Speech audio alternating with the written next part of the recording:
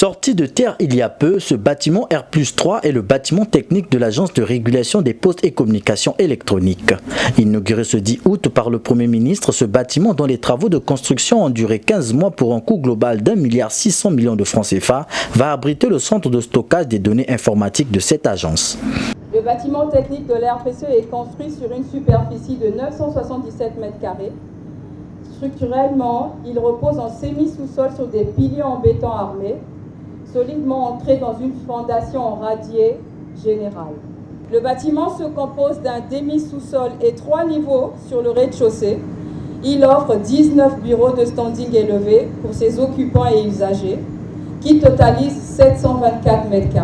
La RPCE, dont la vision est de faire hisser le Congo dans le top 5 des pays africains leaders des postes et communications électroniques, intègre les objectifs gouvernementaux de faire du numérique un levier essentiel de croissance et de développement. La RPCE s'octroie une plus grande capacité de stockage pour fluidifier les échanges, amplifier et booster l'écosystème numérique national. Il permettra à notre pays de s'insérer durablement dans l'ère de la mondialisation, soutenue par Internet. 11 ans après sa création, cette agence qui veille à la fois sur les intérêts de l'État, des consommateurs et des opérateurs opérant dans les télécommunications met en œuvre la vision digitale 2025 de la stratégie nationale de développement de l'économie numérique, va favoriser la sécurisation du stockage et de transmission des données numériques au Congo.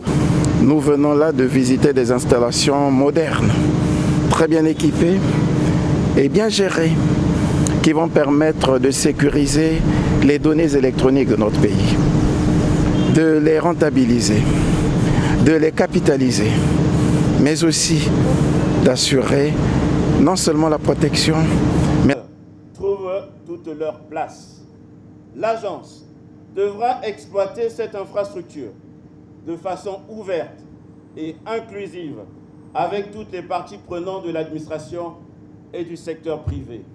Construit par l'entreprise générale des travaux des aménagements, GTA en sigle, sous la supervision du Bureau de contrôle technique international Building Service, ce bâtiment va abriter en plus du premier data center du pays, 3 centres d'opération et de supervision des réseaux et services de communication électronique, un laboratoire d'homologation des terminaux radioélectriques et des bureaux.